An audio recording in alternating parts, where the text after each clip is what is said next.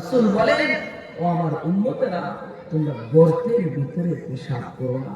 ছায়াদার ফলদার গাছের নিচে পেশাব করতে নিষেধ করেছেন। কেন নিষেধ করলেন? তুমি যে গর্তের ভিতরে পেশাব করবা, পোকামাকড় থাকতে পারে, পিপিলিকা থাকতে পারে, এগুলি কষ্ট পাবে।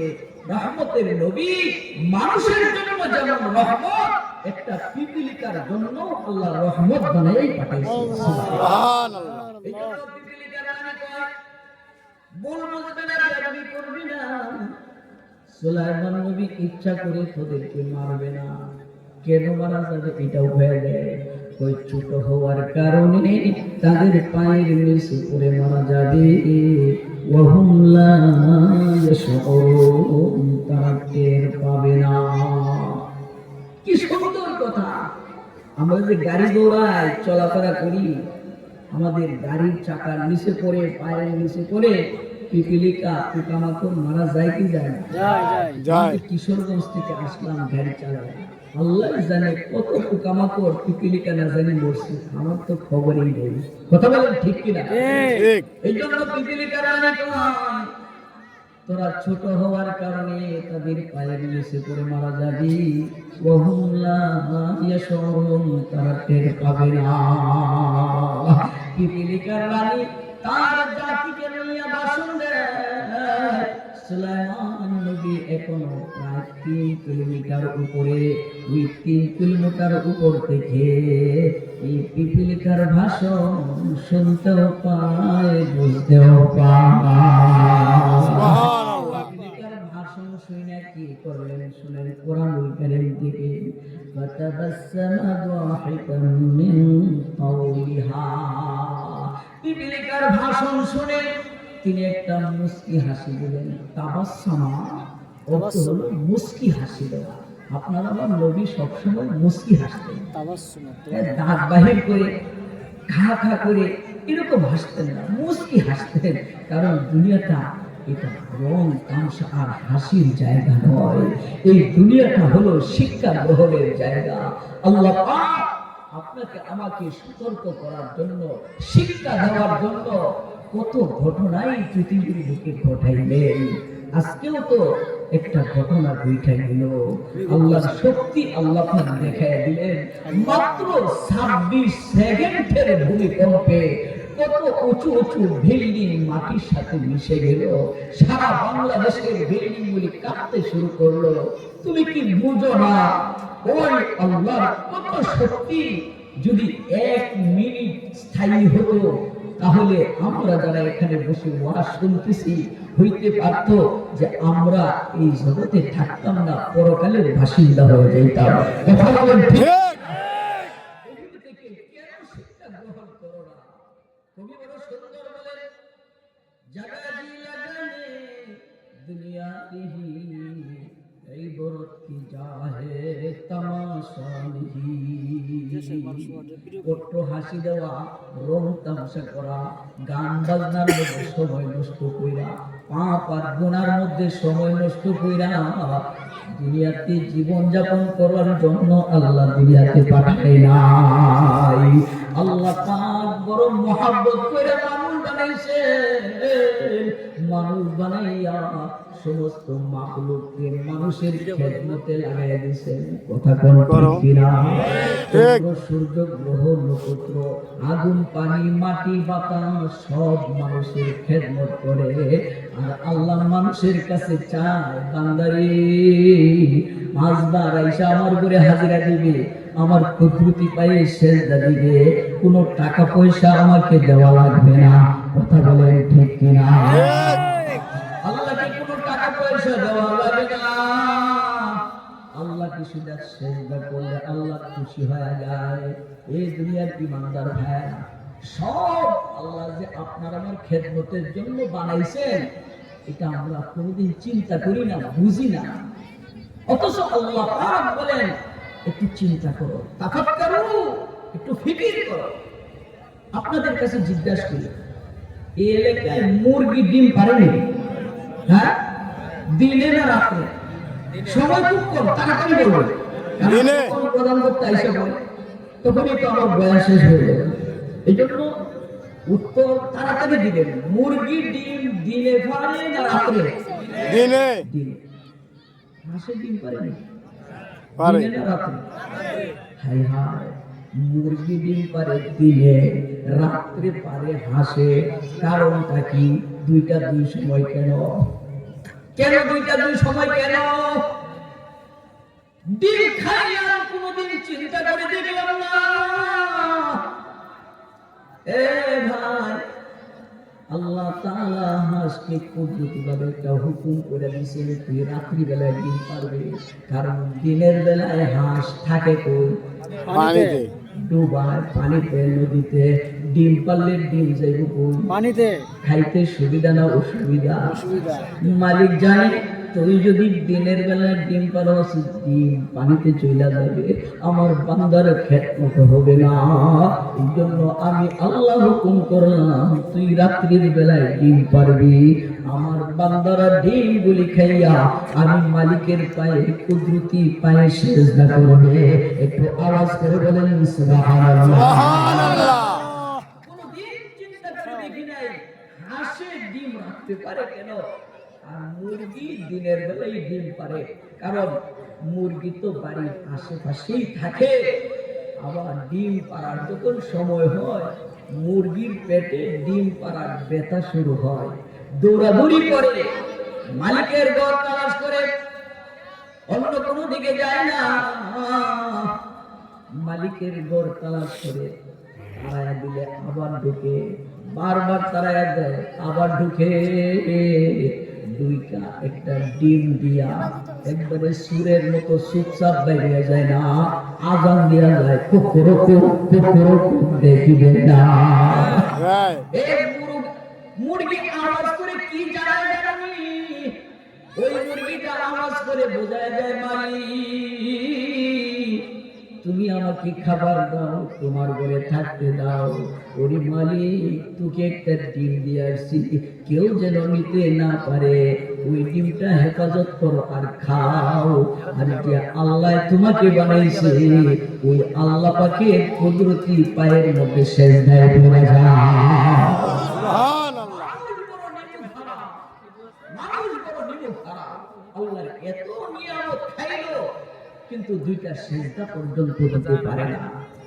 ইমানদার ভাই, হযরত সুলাইমান আলাইহিস সালাম মুস্কি হাসি দিলেন। কি হাসি? মুস্কি হাসে। মুস্কি হাসি দিয়া চোখের পানি ছেড়ে দিলেন, কান্না শুরু করলেন। আরে কিছুক্ষণ আগে হাসলেন, আবার কান্দে। কারণ কি? কান্দে মানুষ কয়েক কারণে। একটা হলো মানুষের মনে যখন আঘাত পায়, কষ্ট পায়, তখন মানুষ কান্না করে। আবার কোন সময় দেখা যায় মানুষ যখন বেশি আনন্দিত হয়, তখন আনন্দের কান্নাও করে, কি করে না? নিয়ামতের কথা স্মরণ করে চোখের পানি ছেড়ে দিয়া তিনটা দোয়া করলে। এক নাম্বার দোয়া শুনেন কোরআনুল কারীম থেকে, وقال رب أوزعني أن أشكر نعمتك التي أنعمت علي وعلى والدي। মুস্কি হাসি দেওয়ার পর চোখের পানি ছাড়তেছে। আল্লাহ পাকের কাছে দোয়া করেন, রব্বুল আলামিন তুমি যে আমাকে এত নিয়ামত দিলা, একদিকে ইলমে নবুয়ত দিয়া নবী বানাইলা, অন্যদিকে সারা দুনিয়ার বাদশাহী হাতে উঠায় দিলা। একটা পিপিলিকা আরেকটা পিপিলিকার সাথে কিভাবে কথা কয়, এটা বোঝার মতো জ্ঞান আমাকে দান করলা। রব্বুল আলামিন তুমি যে এত নিয়ামত দান করলা, ওই নিয়ামতের শুকরিয়া যেন আদায় করতে পারি, আমাকে তৌফিক দান করো। নিয়ামত পাইয়া মানুষ আল্লাহকে ভুলে যায়। মানুষ যখন সুখে শান্তিতে থাকে, কোনো ধরনের মুসিবত নাই, টেনশন নাই, তখন আল্লাহকে ভুলা যায়। যখন মুসিবত আসে, তখন মানুষ আল্লাহকে স্মরণ করে। কথা বলে ঠিক কিনা? ভূমিকম্প যখন শুরু হলো, আল্লাহু আকবারের স্লোগান দিয়া 5 তলা 10 তলার উপর থেকে লাফ দিয়া পড়তে শুরু করেছে, অথচ 2 মিনিট আগেও সে গুনার মধ্যে লিপ্ত ছিল। এরকম মানুষ আছে। এক মিনিট আগেও সে গুনাহে লিপ্ত, যখনই শুরু হলো তখনই আল্লাহর নাম স্মরণ করলো। ও দুনিয়ার মানুষ, মানুষ নিয়ামত পায়া আল্লাহকে ভুলে যায়। সুলাইমান নবী বলেন, আল্লাহ তুমি যে আমাকে এত নিয়ামত দিছো, আমি যেন নিমুখ হারাম না হই, তোমাকে যেন ভুলে না যাই, আল্লাহ তুমি আমাকে তৌফিক দান করো। এটা হলো এক নাম্বার দোয়া। দুই নাম্বার দোয়া হলো ওয়া আনা আমালা সালিহান তারদাহু। আল্লাহ তুমি আমাকে এমন নেক আমল করার তৌফিক দান করো যে নেক আমলের মধ্যে তুমি রাজি এবং খুশি হয়ে যাও। সুবহানাল্লাহ। সুবহানাল্লাহ। হাদিস শরীফের মধ্যে আসছে, তোমার আমল যদি কম হয়, মাওলা যদি রাজি হয়, অল্প আমল নাজাতের জন্য যথেষ্ট হয়ে যাবে। হাদিস আছে না? এই জন্য যত আমল করব একমাত্র আল্লাহকে রাজি খুশি করার জন্য করব। মসজিদ তৈরি করব একমাত্র আল্লাহকে রাজি করার জন্য। মাদ্রাসা তৈরি করব, ওয়াজ মাহফিল করব, দান খয়রাত করব, যত নেক আমল করব খুশি একজনকেই করতে হবে। একটু আওয়াজ দিয়া বলেন তিনি কে? আল্লাহু আকবার। বুখারী শরীফের প্রথম হাদিস, ইন্নামাল আমালু বিন্নিয়াত। প্রত্যেক কাজের আগে নিয়তকে সহি করো, কারণ আমলের ফলাফল নির্ভর করবে নিয়তের উপরে। তোমার নিয়ত যেরকম হবে ফলাফল এমনই হবে। এই জন্য হাদিস শরীফের মধ্যে আসছে, আল্লাহকে খুশি করার জন্য যদি সরিষার দানা পরিমাণ আল্লাহর রাস্তায় দান করে, কাল হাসরের ময়দানে গিয়া দেখবে এই সরিষা পরিমাণ নেক আমল পাহাড় পরিমাণ নেকি হয়ে দাঁড়ায় রয়েছে। সুবহানাল্লাহ। আর এক ব্যক্তি পাহাড় পরিমাণ স্বর্ণ রূপা দান করছে, কিন্তু বিনিময়ে একটা নেকিও পায় নাই। কারণ এগুলি দান করার পেছনে নিয়ত ছিল মানুষকে দেখানো, নিয়ত ছিল ভোট পাওয়া, নিয়ত ছিল নির্বাচন করা, মানুষের কাছে পছন্দনীয় হওয়া, আল্লাহকে রাজি খুশি করার জন্য করে নাই। এই জন্য কোটি কোটি টাকা খরচ করেও একটা সওয়াবও পাবে না। তাহলে সুলাইমান আলাইহিস সালামের 2 নাম্বার দোয়া থেকে শিক্ষণীয় ব্যাপার হলো, যত আমল করব একজনকে খুশি করার জন্য করব। বলেন তিনি কে? আল্লাহ। আল্লাহকে খুশি করার জন্য করব। এটা হলো 2 নাম্বার দোয়া। এবার শুনেন 3 নাম্বার আমল, ওয়া আদখিলনি বিরহমাতিকা ফি ইবাদিকাস সালিহিন। তুমি নবী, আপনি আমার মতো সাধারণ মানুষ না, নবী হইয়া আল্লাহর কাছে দোয়া করতেছেন, রব্বুল আলামিন তোমার জমিনের মধ্যে যারা নেককার মানুষ, তোমার ওলি, আল্লাহ আমি সুলাইমানকে তাদের দলে ঢুকায়া দাও, নেককারের দলে ঢুকায়া দাও।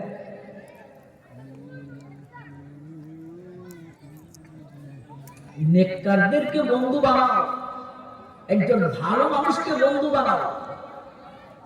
এটা আল্লাহ পাকের নির্দেশ। কারণ তুমি যখন একজন আল্লাহওয়ালা নেককার মানুষকে বন্ধু বানাইবা, তার সাথে চলতে চলতে একদিন তুমিও আল্লাহওয়ালা হয়ে যাইবা। বাবা, তোমার ছেলে প্রথম দিনেই গাঞ্জাকুর হয় নাই, মদকুর হয় নাই, আর তার গাঞ্জাকুরের সাথে মদকুরের সাথে চলতে চলতে সে গাঞ্জাকুর হইছে। এই জন্য তোমার ছেলে বন্ধু কার সাথে লাগায়, এটা মা বাবাকে খেয়াল রাখতে হবে। ও যুবক ভাইরা, যে ব্যক্তি গাঞ্জা খায়, মদ খায়, চরিত্র ভালো না, ওই ব্যক্তির সাথে তুমি বন্ধুত্ব লাগাইও না। বন্ধু লাগাইবা একজন আলেমকে, একজন নেককার মানুষকে, পরহেজগার মানুষকে। কারণ কবি বড় সুন্দর বলেছেন, ইয়া ইবাদত করবু আদাল মালে বল, হকে জাতে পাকে আল্লাহু সামাদ, ইয়া রে বদার তোরা সুয়ে জাহিম, यारे को गिरता बिनाइम। एक जमाना सोहबते बा औलिया তোরা শুধু সালে তাআত বেরিয়া সহবতে সালেহ তোরা সালেহ কুনান্দ সহবতে তালেহ তোরা তালেহ কুনান্দ। এই সবগুলি শের কবিতার অর্থ যদি আমি বলি দীর্ঘ সময় চলে যাবে। সার সংক্ষেপ কথা হলো, বালুর সাথে চলে খায় বাটার পান, খারাপের সাথে চলে কাঁদে দুই কান। কথা বলেন ঠিক কিনা? এই জন্য ভালো মানুষকে বন্ধু বানাও, ভালোর সাথে চলো। সুলাইমান আলাইহিস সালাম আল্লাহর কাছে দোয়া করলেন, রব্বুল আলামিন তোমার জমিনে যারা ভালো মানুষ, সালিহিন নেককার মানুষ, আমি সুলাইমানকেও তাদের দলে ঢুকিয়ে দাও। তাহলে আপনাকে আমাকেও বন্ধু নির্বাচন করতে হবে। খারাপের সঙ্গী কখনো হওয়া যাবে না। একটা খারাপ বন্ধু, খারাপ সাথী, সে বিষাক্ত সাপের চেয়েও খারাপ। মনে রাখতে হবে। তিনটা দোয়া করলেন। কয়টা দোয়া করলেন? তিনটা দোয়া করার পর এবার সুলাইমান আলাইহিস সালামের বিশাল সমাবেশ। আপনাদের কাছে জিজ্ঞাসা করি, সমাবেশে না কয়টা বাহিনী আছে? একটা হলো মানুষের বাহিনী, জিনের বাহিনী, আরেকটা হলো পাখির বাহিনী। বিশ্ব ইজতেমা, ইজতেমার চতুর্পার্শ্বে পানির প্রয়োজন আছে না নাই? আছে। সুলাইমান আলাইহিস সালামের পানি মন্ত্রী ছিল একটা পাখি। কোরআন কারীমে ওই পাখির নাম পাওয়া যায়, তার নাম হলো হুদহুদ পাখি। এই হুদহুদ পাখি হলো সুলাইমান নবীর পানি মন্ত্রী। আজকে বিশাল সমাবেশ, পানি মন্ত্রীর খুবই প্রয়োজন, তালাশ করতেছেন। ওয়াতাফাক্কাদা তায়রা ফাকালা মালিয়া লা আরাল হুদা আম কানা মিনাল গায়িবিন। আমার হুদহুদ পাখি পানি মন্ত্রী কোথায়? তাকে তো তালাশ করে পাই না। ব্যাপার কি? সে কি ইচ্ছা করে আসে নাই নাকি কোনো অসুবিধায় পড়ে গেছে? সঙ্গে সঙ্গে চিন্তা করলেন, দায়িত্বের মধ্যে যদি অবহেলা করে থাকে তাহলে বিচার আছে না? মন্ত্রী বানাইলাম, তুমি দায়িত্ব পালন না কইরা অন্যদিকে চলে যাইবা, এটা হতে পারে না। আমার হুদহুদ পানি মন্ত্রী যদি দায়িত্বে অবহেলা করে থাকে, যখনই আসবে আমি তাকে কঠিন শাস্তি দিব। আউলা আযবাহনাহু, অপরাধ যদি বেশি হয় তাহলে এমন পানি মন্ত্রী রাখবো না, আমি তাকে জবাই করে ফেলবো। সিদ্ধান্ত নিলেন, অপরাধ কম হলে শাস্তি দিব, অপরাধ যদি বেশি হয় জবাই করে ফেলবো, মানে ফাঁসি দিয়া দিব। ফাঁসি, কথা কয় ঠিক কিনা? ভালো মানুষের ফাঁসি হয় না, অপরাধীর ফাঁসি হয়। কথা বলে ঠিক কিনা? যারা জালেম হয়, অত্যাচারী হয়, তাদেরই ফাঁসি হয়, এটাই প্রমাণ। কথা বলে ঠিক কিনা?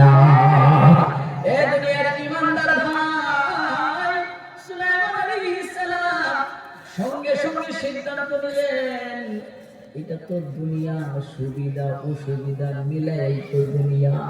কি বলেন ঠিক কিনা? ছাত্র মাদ্রাসায় যায় নাই, উস্তাদ জিজ্ঞাসা করলো গতকালকে কেন আসো নাই? সে বলে আমার দাদা মারা গেছিল, এই জন্য আসতে পারি নাই। এখন বিচার করা যাবে নাকি? না, উপযুক্ত একটা কারণ আছে, এই জন্য আসতে পারি নাই। সুলাইমান নবী চিন্তা করলেন, এরকম উপযুক্ত একটা প্রমাণ যদি দিতে পারে তাহলে তাকে ক্ষমা করা হবে। অপরাধ কম হইলে শাস্তি দেওয়া হবে, বেশি হইলে জবাই করা হবে। সময় চলতেছে, ভাষণ চলতেছে, সময় বেশি যায় না। কিছুক্ষণের মধ্যে দেখা যায় হুদহুদ পাখি আয়েশা সুলাইমান নবীর দরবারে হাজির হয়ে গেছে। আয়েশা কি কয়, ও নবী সুলাইমান, ফামাকাতা গায়রা বাঈদি فقال أحطت بما لم تحط به وجئتك من سبأ بنبأ يقين। নবী গো, আমি এখান থেকে 1000 মাইল দূর সাবা নামক একটা এলাকায় গেছিলাম, আসতে একটু লেট হয়ে গেছে, মাফ করে দিবেন। তবে আমি খালি হাতে আসি নাই, আপনার জন্য একটা সংবাদ নিয়ে আসছি। যদিও আপনি সারা দুনিয়ার বাদশাহ, কিন্তু এই সংবাদ আপনি জানেন না। ওই কি সংবাদ? কয় নবী গো, ওই 1000 মাইল দূরে ওই জায়গায় গিয়ে একটা দেশ পাইলাম, দেশটার নাম হলো মাআরিব। দেশ বড় সুন্দর, চতুর্দিকে বাউন্ডারি, মাঠ ভরা ফসল, বাগান ভরা ফল, যেমন ভাবে ধনবল আছে তেমন ভাবে অস্ত্রের বল আছে। ওই দেশটা পরিচালনা করে একজন মহিলা। ওই মহিলার বিশাল বড় একটা সিংহাসন আছে, ওয়ালাহা আরশুন আযীম, তারও বিশাল বড় একটা সিংহাসন আছে। নবী গো, আপনার যেমন সিংহাসন আছে, ওই রানী বিলকিসের তারও একটা সিংহাসন আছে। নবীর খবর কিন্তু শেষ হয় নাই। মজার খবর হইল, আমি গিয়া পাইলাম রানী তার জাতিকে লইয়া আল্লাহকে বাদ দিয়া সূর্যকে সেজদা করে। অর্থাৎ রানী বিলকিসকে পাইলাম, ওয়াজাদতুহা ওয়া কওমাহা ইয়াসজুদুনা লিশ-শামসি মিন দুনিল্লাহ। সবই তো আছে, একটা জিনিসের অভাব, সেই জিনিসটা হলো রানীর ভিতরে ঈমান নাই, আল্লাহকে চিনে না, আল্লাহকে বাদ দিয়া সূর্যকে সিজদা করে। এই দুনিয়ার ঈমানদার ভাই, আল্লাহ পাক বড় মহব্বত করে মানুষ বানাইছে। আল্লাহ তাআলার কুদরতি হাতটা বাবা আদমের চেহারার মধ্যে লাগাইয়া বানাইছেন। আল্লাহ পাক মানুষ বানাইয়া ঘোষণা করে দিলেন, হে দুনিয়ার মানুষ শোনো, এই কপালটা শুধুমাত্র একমাত্র আমি আল্লাহর। এই কপাল দিয়া সূর্যকে সেজদা করা যাবে না, এই কপাল দিয়া দুর্গাকে সেজদা করা যাবে না, এই কপাল দিয়া দুর্গাকে সেজদা করা যাবে না, এই কপাল দিয়া পীরের পায়ে সেজদা করা যাবে না। আল্লাহ রাসূল বলেন, সেজদা একজনকেই করতে হবে। একটু আওয়াজ করে বলেন, তিনি কে? আল্লাহ। আল্লাহ ছাড়া যদি কাউকে সেজদা করার বিধান দেওয়া হতো, রাসূল বলেন নারীদেরকে বলা হইতো তারা যেন তার স্বামীকে সেজদা করে। স্বামীর গুরুত্ব বুঝাইছে, স্বামীকে যেন সেজদা করে, কিন্তু আল্লাহ ছাড়া স্বামীকেও সেজদা করা যাবে না। ও দুনিয়ার ঈমানদার ভাইরা, দুনিয়াতে যত নবী এবং রাসূল আগমন করেছেন, সমস্ত নবী রাসূলগণের এক নম্বরের কাজ হইল মানুষকে শিরিক থেকে বাঁচানোর মেহনত করা। কথা বলেন ঠিক কিনা? ঠিক। আল্লাহ ছাড়া অন্যকে সেজদা করা, এটা হলো শিরিক গুনাহ। বলেন এটা কি গুনাহ? শিরিক। শিরিক গুনাহ সবচেয়ে বড় গুনাহ। যখনই কোন নবী দুনিয়াতে আসতেন, আয়েশা যখন দেখতেন মানুষ শিরিকের মধ্যে লিপ্ত, নবীদের এক নম্বরের দায়িত্ব ছিল মানুষকে শিরিক থেকে বাঁচানোর মেহনত করা। কথা বলেন ঠিক কিনা? ইতিহাস তো আপনাদের জানা আছে, ইব্রাহিম আলাইহিস সালামকে নমরুদ আগুনে নিক্ষেপ করেছিল। কি বলেন, শুনেন না? 40 দিন পর্যন্ত তিনি ওই আগুনের ভিতরে ছিলেন। আল্লাহর হুকুমে ইব্রাহিম আলাইহিস সালামের একটা পশমও পড়ে নাই। 40 দিন পর যখন তিনি আগুন থেকে বের হয়ে আসলেন, জিজ্ঞাসা করা হলো, আপনি কোথায় সবচেয়ে বেশি আরামে ছিলেন? ইব্রাহিম খলিলুল্লাহ বলেন, যে 40 দিন আগুনে ছিলাম, সেই 40 দিনে সবচেয়ে বেশি আরামে ছিলাম। সুবহানাল্লাহ। প্রশ্ন হলো, ইব্রাহিম নবীর অপরাধ কি ছিল? অপরাধ একটাই, এই সমস্ত মূর্তি কখনো খোদা হতে পারে না। যে মূর্তিগুলি পাথর দিয়া মাটি দিয়া তৈরি করা হয়েছে, যে মূর্তিগুলি কথা বলতে পারে না, কারো কোনো ক্ষতি করতে পারে না, উপকার করতে পারে না, নাকের ডগায় মাছি বসলে খেদাইবার শক্তি নাই। কথা বলতে ঠিক। এইগুলি কোনদিন খোদা হতে পারে না। আসমান জমিন তোমাকে আমাকে যিনি সৃষ্টি করেছেন তিনিই হলো আল্লাহ। এই হকের দাওয়াত দেওয়ার কারণে তাকে আগুনে নিক্ষেপ করা হয়েছিল। ও মুসলমান ভাইরা, যদি এইভাবে বলতে থাকি অনেক বলা যাবে। সুলাইমান আলাইহিস সালাম তিনি নবী, শুনতে পাইলেন রানী বিলকিস তার জাতিকে লইয়া সূর্যকে সিজদা করে শিরক গুনাহ করে জাহান্নামের দিকে রওনা করেছে। সুতরাং নবী হিসাবে তাদেরকে শিরক থেকে বাঁচানো দরকার আছে না নাই? কথা বলেন না কেন, আছে না নাই? আছে। হযরত সুলাইমান আলাইহিস সালাম এবার তিনি চিন্তা করলেন আসলে রানী এবং তার জাতিকে শিরক থেকে বাঁচানো দরকার। কিন্তু যে পাখি আমাকে সংবাদ দিল সে তো ফাঁসির আসামি। কি বলেন, ফাঁসির আসামি না? তো ফাঁসি থেকে বাঁচার জন্য মিথ্যা কথা, মিথ্যা ঘটনা বানায়া বানায়া বলে কি বলে না? এই হুদহুদ পাখি এরকম একটা ঘটনা বানায়া বললো নাকি আসলে সত্য ঘটনা বললো, একটু যাচাই করা দরকার আছে না নাই?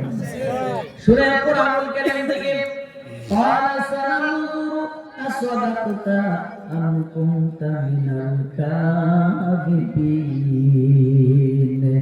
আমি তোকে যাচাই করব সত্য বললে নাকি মিথ্যা বললে। কিভাবে যাচাই করবেন? সুলাইমান আলাইহিস সালাম নিজের হাতে একখানা চিঠি লিখলেন। চিঠি লেখা হুদহুদ পাখিকে ডাক দিয়া বললেন, এদিকে আয়, আমার পক্ষ থেকে এই চিঠিখানা নিয়ে যাও, রানী বিলকিসকে দিয়ে দিবা।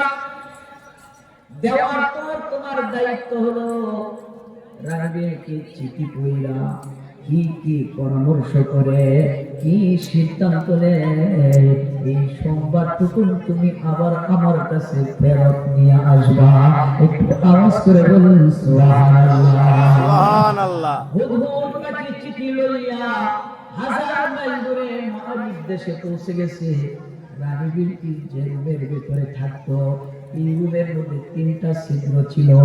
একটা ছিল ঠিক পূর্ব দিকে, একটা ছিদ্র ছিল ঠিক মাথার উপরে, আর একটা ছিদ্র ছিল পশ্চিম দিকে। কেন? কারণ হলো যখন সূর্য পূর্ব আকাশে উদিত হইত, এই ছিদ্র দিয়া সূর্যের আলো রুমে ঢুকতো, রানী বিলকিস সিজদায় পড়ে যেত। ঠিক দুপুর বেলায় সূর্যের আলো রুমে ঢুকতো, রানী বিলকিস সিজদায় পড়ে যেত। সূর্য যখন অস্ত যায় তখন সূর্যের আলো রুমে ঢুকতো, রানী বিলকিস সিজদায় পড়ে যেত। এই তিন সময় যারা সূর্যের পূজারী, এরা সূর্যকে পূজা করত। এই জন্য আমাদেরকে এই তিন সময়ে নামাজ পড়তে নিষেধ করা হয়েছে। কথা বলেন ঠিক কিনা? এই তিন সময় নামাজ পড়াতে নিষেধ, এটা জানেন? হ্যাঁ, লম্বা কথা। হুদহুদ পাখি চিঠি লইয়া ওই ছিদ্র দিয়া রুমের ভিতর প্রবেশ করেছে। গিয়া দেখে রানী বিলকিস চিত্রে শুয়ে রয়েছে। চিঠিখানা আস্তে করে রানী বিলকিসের বুকের উপর দিয়া হুদহুদ পাখি সংসদের এক কোণায় গিয়া বসে গেছে। রানী বিলকিস ঘুম থেকে উঠা চিঠি পড়া রানীর মাথা গরম হয়ে গেছে। কেন গরম হবে না? এটা কোনো প্রেম প্রেমিকের চিঠি না। সঙ্গে সঙ্গে রানী বিলকিস সংসদ ডাকছে। শোনেন সংসদের মধ্যে কি আলোচনা হয়। আল্লাহ পাক কোরআনুল কারীমের মধ্যে বলেন, قالت يا أيها الملأ إني ألقي إلي كتاب كريم। ও আমার সংসদ সদস্যরা, আমার কাছে একটা সম্মানিত চিঠি আসছে। কিতাবুন কারীম। কারীম শব্দের অর্থ সম্মানিত। রানী বিলকিস চিঠিকে বড় সম্মান করছে। সংসদের লোকেরা জিজ্ঞাসা করে চিঠি কার পক্ষ থেকে আসলো? রানী জবাব দেয়, ইন্নাহু মিন সুলাইমান। চিঠি আসছে সুলাইমানের পক্ষ থেকে। একটু আওয়াজ করে বলেন সুবহানাল্লাহ। চিঠির শুরুতে কি লেখা আছে? রানী পড়ে শোনায়, ওয়া ইন্নাহু বিসমিল্লাহির রহমানির রহিম। চিঠির শুরুতে লেখা বিসমিল্লাহির রহমানির রহিম। এতে বোঝা যায় এটা কোনো কাফির মুশরিকের চিঠি নয়, চিঠি আসছে একজন মুসলমানের পক্ষ থেকে। কথা বলেন ঠিক কিনা? এবার চিঠির বক্তব্য লম্বা চূড়া নয়, মাত্র 3টা কথা। 1 নাম্বার কথা হইল কোরআনে শুনতে পাইলাম তুমি আল্লাহকে বাদ দিয়া সূর্যকে সিজদা করো। এই সূর্য কোনোদিন খোদা হতে পারে না। আমি নবী হইয়া তোমাকে দাওয়াত দিলাম, সূর্যের পূজা ছেড়ে দাও, কালিমা পড়ে মুসলমান হয়ে যাও। কালিমা তো গ্রহণ নাও করতে পারে। 2 নাম্বার কথা হলো যদি কালিমা গ্রহণ না করো আল্লাহর জমিনে স্বাধীনভাবে আর শিরিক করতে দেওয়া হবে না। আমাকে জিজিয়া কর দিতে হবে, ট্যাক্স দিতে হবে, আমাকে বশ্যতা স্বীকার করতে হবে। ও ভাই, সেও তো একজন রানী, সহজে তো বশ্যতা স্বীকার করবে না, নাও করতে পারে। কথা বলেন ঠিক না? এবার শোনো, 3 নাম্বার কথা শেষ। ও ভাই, কালিমা যদি না করো, আমাকে বশ্যতা যদি স্বীকার না করো, মানে তুমি প্রস্তুতি গ্রহণ করো, তোমার সাথে আমার যুদ্ধ হবে। বলেন, যুদ্ধের কথা শুনলে মাথা গরম কম না বেশি? বেশি। কথা কয় না, কম বেশি? যুদ্ধের কথা আছে, খারাপ লাগছে আপনাদের? না না, হ্যাঁ আমি শেষ করে দিই। চলো চলো, হুজুর কাছাকাছি চলে আসছে, তো হুজুর আসার আগ পর্যন্ত চলো, গঠনটা করেন, গঠনটা শেষ হোক। সাল্লাল্লাহু আলা সাইয়্যিদিনা মুহাম্মদ, দুরূদ শরীফ পড়েন। পরামর্শ করতেছেন, যখন যুদ্ধের কথা আসে রানীর মাথা বড় গরম। সংসদ সদস্যদেরকে ডেকে বলতেছেন, কি বলেন? قالت يا أيها الملأ أفتوني في أمري ما كنت قاطعة أمرا حتى تشهدون। ও আমার সংসদ সদস্যরা, চিঠির ধমকি বড় মারাত্মক। বলো বলো আমি কি করতে পারি? তোমাদের পরামর্শ ছাড়া আমি কোনো কাজ করি না। সংসদের ভিতরে গরম হয়ে গেছে যুদ্ধের কথা শুনি না। কার এত বড় সাহস? ও রানী আপনার সাথে যুদ্ধের ঘোষণা দেয়। আমরা বড় শক্তিশালী, নাহনু উলু কুওয়াতিন, আমরা বড় শক্তিশালী, আমরা বড় জ্ঞানী, আমাদের ধনবল আছে, অস্ত্রের বল আছে।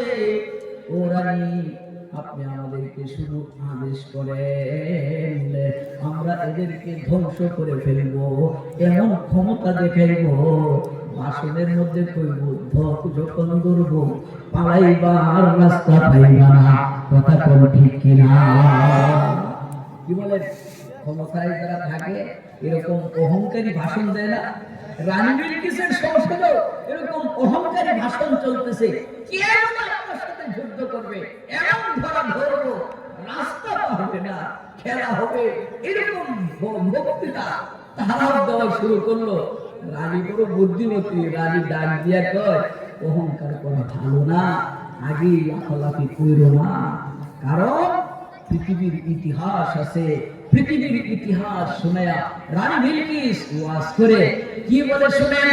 রানী বলেন, قالت إن الملوك إذا دخلوا قرية أفسدوها وجعلوا أعزة أهلها أذلة وكذلك يفعلون।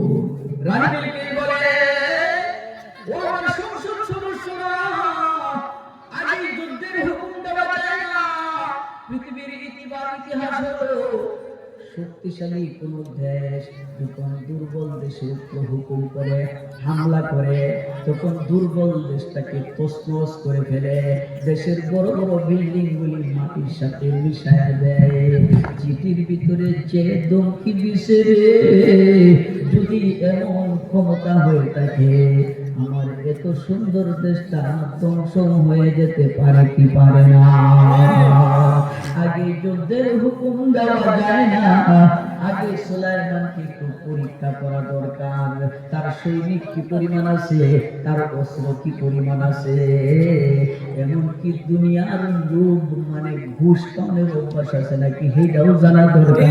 কথা বলে ঠিক কিনা? কারণ অনেক লাফালাফি করতে পারে, কিন্তু কিছু ঘুষ দিয়া দিলে যদি ঘুষ খাওয়ানোর অভ্যাস থাকে তাহলে এমনিতেই যুদ্ধের কথা বন্ধ হয়ে যাবে। রানবীর সিং বড় চালাক। আমি সংক্ষেপে বলবো, হুজুরকে নিয়ে আসবে এখনই। যে কথা বলতেছিলাম, রানবীর সিং বলে সুলাইমান নবীকে পরীক্ষা করা দরকার, তার কাছে আমি কিছু হাদিয়া পাঠাবো, আমি দেখবো আমার হাদিয়া গ্রহণ করে কি করে না। কি হাদিয়া দেবেন? এটা কোরআন কারীমের কথা। ওয়া ইন্নী মুরসিলাতুন ইলাইহিম বিহাদিয়াতিন। হাদিয়া বুঝেন তো? হাদিয়া দেননি? হ্যাঁ, হাদিয়া কাকে দেয়? হাদিয়া তো দেওয়া হয় যিনি আপনার মহব্বতের মানুষ, আপনার উস্তাদ, আপনার পীর, হ্যাঁ, আপনার ইমাম, আপনার মা বাবা, মহব্বতের মানুষকে হাদিয়া দেওয়া হয়। আর যদি মহব্বত না থাকে, পরিচয় না থাকে, 2 মিনিটে খাতির জমায়া যদি হাদিয়া খাওয়ায়, তাহলে এটা মহব্বতের হাদিয়া নয়।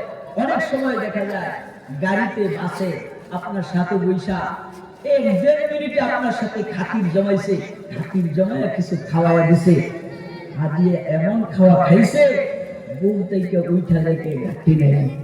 কথা বলেন ঠিক কিনা? ঠিক। তাহলে সব জায়গায় হাদিয়া রানী বিলকিস সুলাইমান নবীকে দেখে নাই, সুলাইমান আলাইহিস সালাম রানী বিলকিসকে দেখে নাই, সে হাদিয়া পাঠায়। আসলে এটা মহব্বতের হাদিয়া নয়, এটার ভিতরে গূঢ় রহস্য নিহিত আছে। কথা বলেন ঠিক কিনা? ঠিক। আল্লাহু আকবার। সে চিন্তা করলো কি হাদিয়া দেওয়া যায়।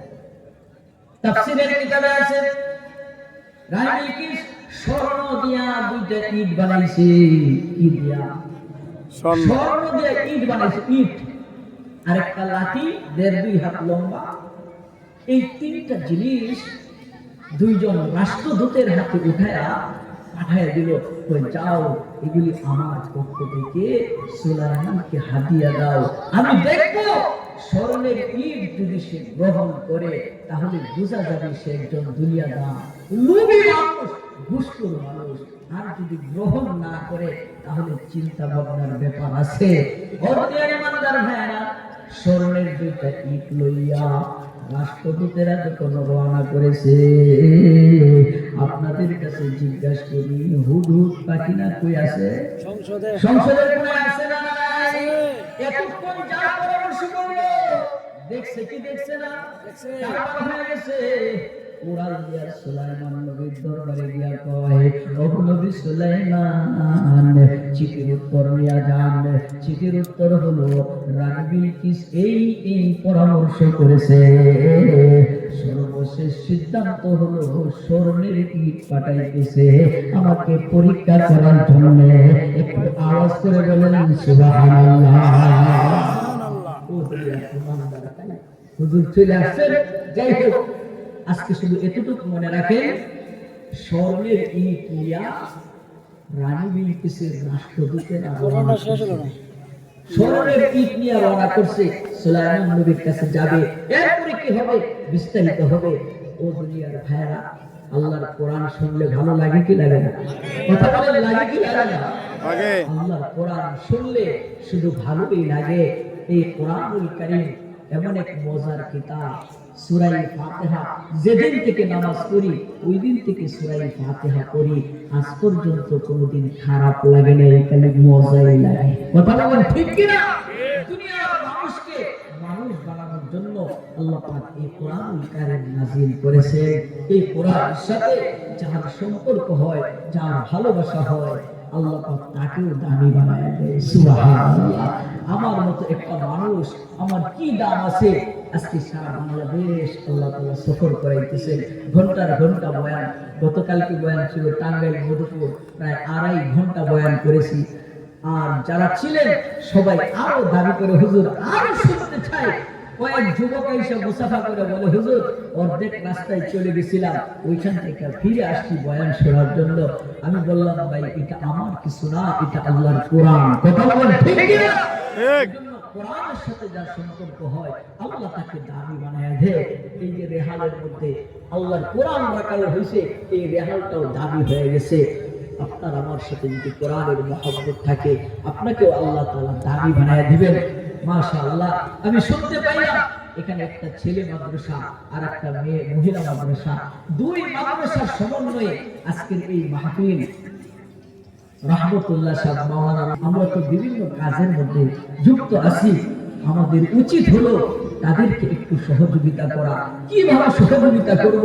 তাদেরকে একটু মহব্বত করব, তাদেরকে একটু উৎসাহ দান করব। যদি কোনো সময় প্রয়োজন হয় তাহলে তাদেরকে কিছু আর্থিক সহযোগিতা দিয়ে সাহায্য করব। কারণ এই শীতের দিন এখানে কার্পেটিং করতে হয়, ঘর ভাড়াইতে গিয়া লক্ষাধিক টাকা, লক্ষ লক্ষ টাকা ঋণ হয়ে গেছে। আর শিক্ষকের বেতন আছে, এগুলি তো সরকারি ভাবে কোনো বেতন দেওয়া হয়, প্রত্যেকের কাছে একজন একজন করে যাওয়া অনেক কঠিন। আজকে যদি আমরা এই কোরআনকে ভালোবাসি, কোরআনকে মহব্বত করে, আমি মুসাফির মানুষ, আপনারা কোরআনের সহযোগী হিসাবে কিছু দান করেন, তাহলে এই কোরআনের ঘরের জন্য অনেক উপকার হবে। আল্লাহ তাআলা আপনাদের দানকে কবুল করবেন। আমি মুসাফির মানুষ, আপনাদের কাছে হাত পাতবো। লক্ষ লক্ষ টাকা ঋণ হয়ে গেছে, শিক্ষকদের বেতন বাকি পড়ে গেছে। আপনারা কি এতটুকু সহযোগিতা করতে পারবেন? ইনশাআল্লাহ। আমরা তো সরাসরি কোরআন পড়ানোর কাজে লাগতে পারি না, তাদেরকে একটু সহযোগিতা করা।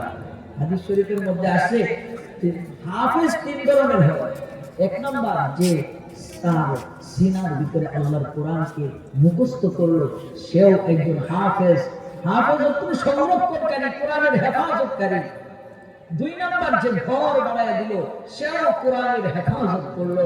তিন নাম্বার, যে গরিব এতিম মিসকিনদেরকে খানা খাওয়ায় সহযোগিতা করলো, সেও কোরআনের হাফেজের অন্তর্ভুক্ত হবে। কাল হাসরের ময়দানে ওই সমস্ত মানুষগুলিকে সুপারিশ করে জান্নাতে নিয়ে যাবে। বলেন সুবহানাল্লাহ। তাই অনেক টাকা ঋণ হয়ে গেছে, অল্প সময় আপনাদের কাছে আমি মুসাফির মানুষ, হাত পাতবো, খুশি মনে একটু বলেন আপনি এই কোরআনের সহযোগিতায় কি দিবেন, আপনি নিজেই বলেন। কারণ আপনার এটা ঢাকা এলাকা, অনেক উন্নত এলাকা, আপনারা কে কি দিবেন এটা আপনাদেরই ভালো জানা আছে। কেউ 50,000, কেউ 1 লাখ, কেউ 10,000, কেউ 20,000, কেউ 5,000, কে কত দিবেন এর জন্য আমি নির্ধারিত করলাম না। খুশি মনে বলেন আল্লাহর কোরআনের ঘর বানানোর জন্য কে কি দিবেন। একজন ভাই খুশি মনে বলেন যে হুজুর আমি এই দিব, সংখ্যাটা আপনি বলবেন। একজন খালি শুরু করে দেন, হুজুর কোরআনের সহযোগী হিসাবে কোরআনের ঘরের জন্য আমি এই দিব, একটু লেখায় দিবেন ইনশাআল্লাহ। একজন ভাই বলেন খুশি মনে, যে শুরু করে দিবেন, পিছনে যত মানুষ বলবে সবার কাছ থেকে আপনার আমলনামায় কিছু সওয়াব পৌঁছতে থাকবে। কারণ আপনি শুরু করছেন, নেক কাজ যে শুরু করে তার আমলনামার মধ্যে সকলের পক্ষ থেকে সওয়াব পৌঁছে। একজন ভাই খুশি মনে বলে ফেলেন যে হুজুর আমি কোরআনের ঘরের জন্য এই দিব, বলেন দুরূদ শরীফ পড়েন সবাই সাল্লাল্লাহু আলাইহি ওয়াসাল্লাম। একজন ভাই খুশি বলেন, বলেন সাল্লাল্লাহু আলাইহি ওয়াসাল্লাম। 2000, 5000, 1000 টাকা দেওয়ার মতো কেউ নাই। সন্তানকে মাদ্রাসায় দিয়া 1000 টাকা তোমার কোরআনের ঘর বানানোর জন্য আল্লাহ তুমি নেক হায়াত দারাজ করো, আল্লাহ তুমি কামাই রুজির মধ্যে বরকত দান করো, আল্লাহ তার সন্তানকে কোরআনের হাফেজ, কোরআনের আলেম হিসেবে করো। শাহ আলম মোল্লা নগদ 1000 টাকা আমি মুসাফিরের হাতে দান করছে। বলেন নারে তাকবীর।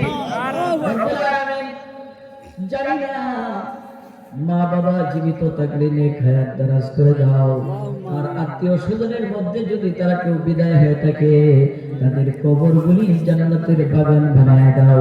সবাই বলেন আমিন। আমিন। শুরু হয়ে গেছে, গরিব হবেন না, গরিব হবেন না, মা বাবার কথা স্মরণ করে 80,000 টাকা নগদ যারা পারেন নিয়ে আসেন, আর যারা নগদ না একটু লেখায় দেন। খুশি বলে আমি মুসাফিরের হাতে দেন।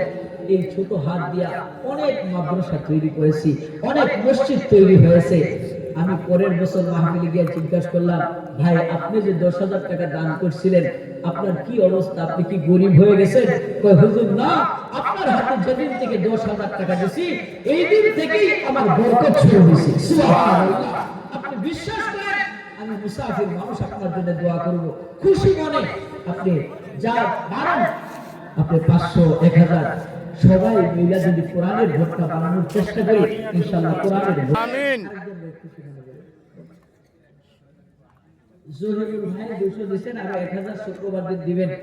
দেখছেন আল্লাহ পাক কাকে কবুল করেন আপনি টেরও পাবেন না, কারণ ধনের মালিক আল্লাহ, মনের মালিক কে? আল্লাহ। আল্লাহ যখন মন ঘুরায় দিবে তখনই দিতে পারবে।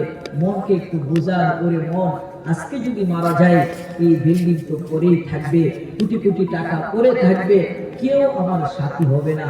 ওই যে শাহজাহান ভাই 500 আল্লাহ কবুল করেন, মঞ্জুর করেন, আলহামদুলিল্লাহ, কেউ বাকি থাকবেন না, কম হোক বেশি হোক ইনশাআল্লাহ। আজকে আমি মুসাফির মানুষ, আপনাদের কাছে হাত পাতলাম সবাই ইনশাআল্লাহ। সবাই কিনা $500 টাকা দিচ্ছেন নগদ, আল্লাহ কবুল করেন, মঞ্জুর করেন। দাও এই যে আরেক ভাই 1000 টাকা, আলহামদুলিল্লাহ, বলেন তাকবীর। এক যুবক 1000 টাকা মুসাফিরের হাতে উঠায় দিচ্ছে। আল্লাহ তুমি তাকে নেক হায়াত দারাজ করে দাও, সুস্থতার জীবন দান করে দাও, কামাই রুজির মধ্যে বরকত দিয়ে দাও। সবাই বলেন আমিন। আমিন। শুধু আপনাদের কাছে আবদার, দুরূদ শরীফ পড়েন সাল্লাল্লাহু আলাইহি ওয়াসাল্লাম। হ্যালো। ভালেন দোকানদার ভাই, উনি 500 টাকা কই? মুসাফিরের হাতে উঠায় দিয়েছে। আল্লাহ তুমি কবুল করো, মঞ্জুর করো। মোল্লার কাছে 1500 টাকা দিয়ে পাঠাই দেন। আলহামদুলিল্লাহ, আল্লাহ কামাই রুজির মধ্যে বরকত দিয়ে দাও। তোর ভাবি কয় যে তোর ভাবি কয় যে ইয়ার ব্যাগের ভিতরে টাকা আছে। ভালো জানেন, অনেক টাকা দান করছে।